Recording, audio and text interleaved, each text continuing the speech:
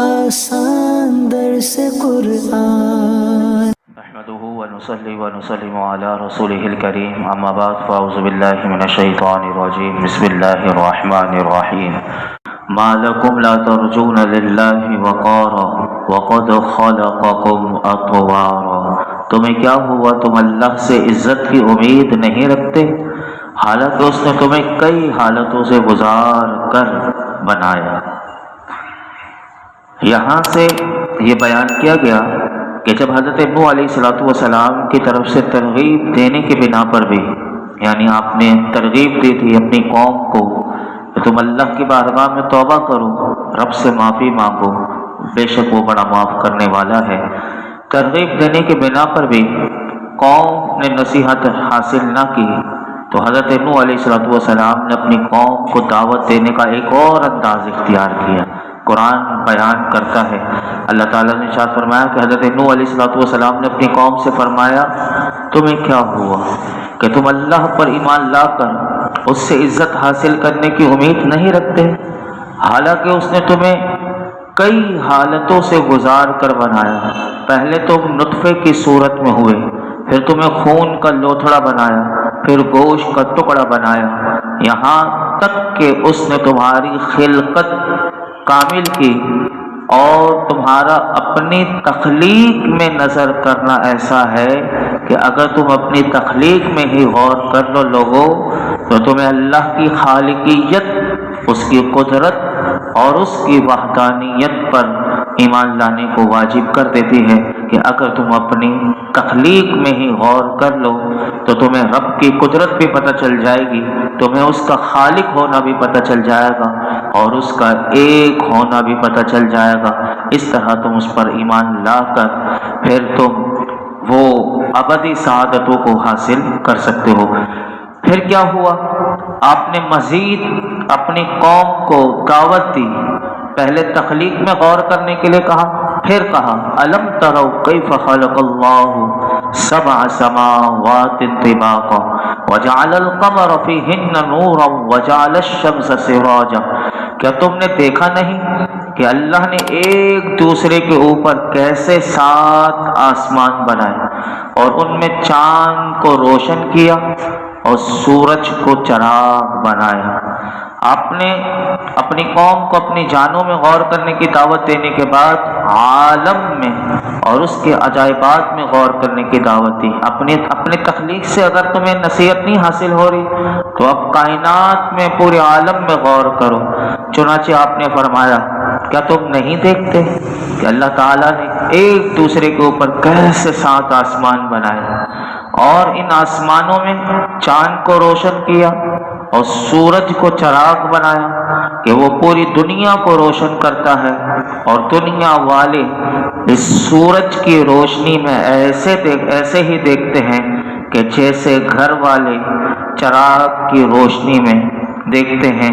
فرمایا سورج کی روشنی چاند کے نور سے مضبوط تر ہے، جیسے کہ رب تعالیٰ ایک اور مقام پر ارشاد فرماتا ہے هو الذی جعل الشمس ضیاء والقمر نورا، اور وہی ہے کہ جس نے سورج کو روشنی اور چاند کو نور بنایا۔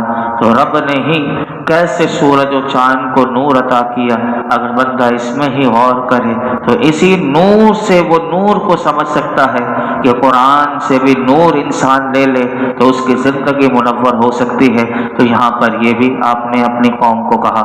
پھر مزید غور کرنے کے لیے اسٹیپ بائی اسٹیپ اپنی قوم کو اپنی تخلیق میں، کائنات میں، اور پھر آپ نے مزید فرمایا واللہ انبتکم من الارض نباتا ثم یعیدکم فیہا ویخرجکم اخراجا، اور اللہ نے تمہیں سبزے کی طرح زمین سے اگایا، پھر تمہیں اسی میں لوٹائے گا اور تمہیں دوبارہ نکالے گا۔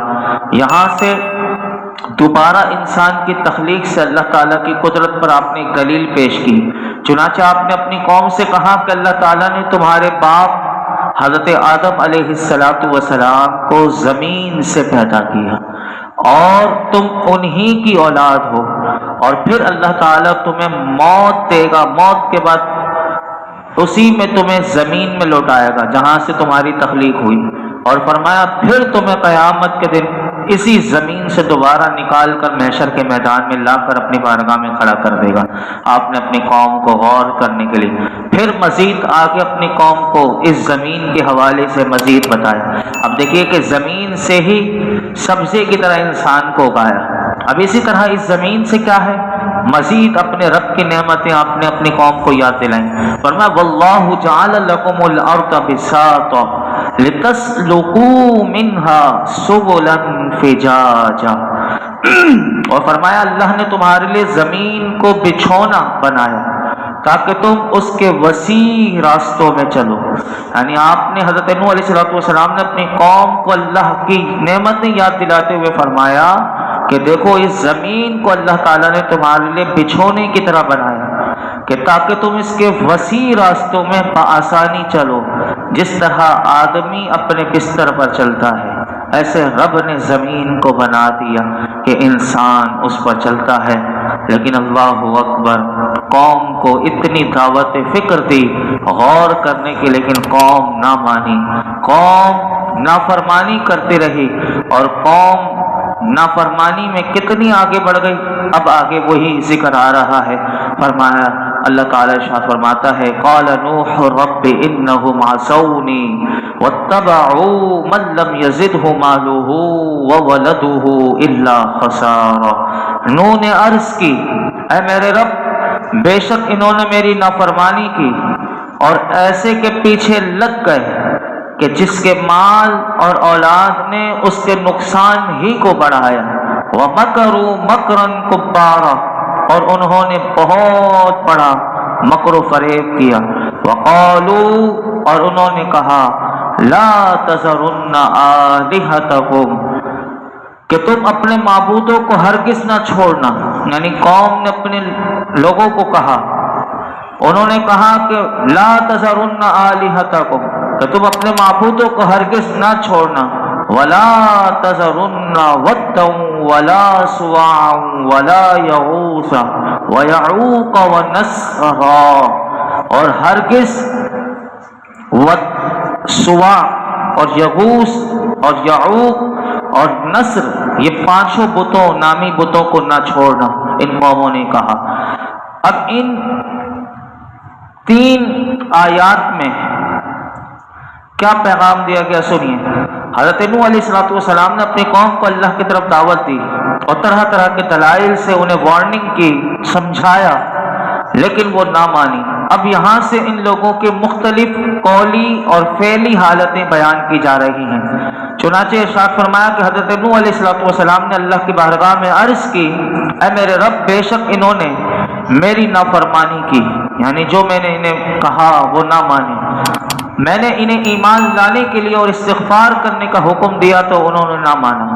یہ میری نافرمانی کرنے میں ان کے عام، غریب اور چھوٹے لوگ ان سرکش رئیسوں اور مال و اولاد کی پیروی کرنے لگے۔ یعنی یہ جو ان کے چھوٹے لوگ تھے، یہ میری پیروی کرنے کے بجائے ان کے رئیس جو ان کی قوم کے مالدار آدمی تھے، یہ اس کی پیروی کرنے لگے، اور جن کے مال اور اولاد نے ان کے بھی نقصان کو بڑھایا، اور وہ مال کے غرور میں، یعنی جو مالدار تھے، کہا کہ وہ مال کے غرور میں مست ہو کر کفر اور سرکشی میں یہ بڑھتے رہے، اور ان امیر لوگوں نے بہت بڑے مکر و فریب کیے کہ انہوں نے مجھے بھی جھٹلایا اور لوگوں کو بھی ایمان قبول کرنے اور میری دعوت سننے سے روکنے میں یہ مالدار شامل تھے۔ یعنی یہ خود بھی نہیں لاتے تھے اور دوسروں کو بھی لانے سے منع کرتے تھے، اور مجھے اور میری پیروی کرنے والوں کو انہوں نے تکلیف پہنچائی۔ یہاں سے یاد رکھیے گا، علماء فرماتے ہیں اس سے معلوم ہوا کہ اگر کسی کے پاس مال آپ دیکھیں یا اولاد کی کثرت دیکھیں یا اس کے پیروکار کی کثرت دیکھیں تو یہ کسی کے راہ راست ہونے پر دلیل نہیں، بلکہ اکثر اوقات علماء کہتے ہیں مال اور اولاد کی زیادتی یہ دینی گمراہی اور آخرت کی ہلاکت کا سبب بن جاتی ہے۔ اللہ تعالیٰ نے مال اور اولاد کے بارے میں ہمیں قرآن میں کیا پیغام دیا سنیے۔ ایک اور مقام پر اللہ تعالیٰ ارشاد فرماتا ہے وَاعْلَمُوا، لوگوں جان لو، انما اموالکم واولادکم فتنہ، تمہارے مال اور تمہاری اولاد ایک امتحان ہے، وَأَنَّ اللَّهَ عِندَهُ أَجْرٌ عَظِيمٌ، اور یہ کہ اللہ کے پاس بڑا ثواب ہے۔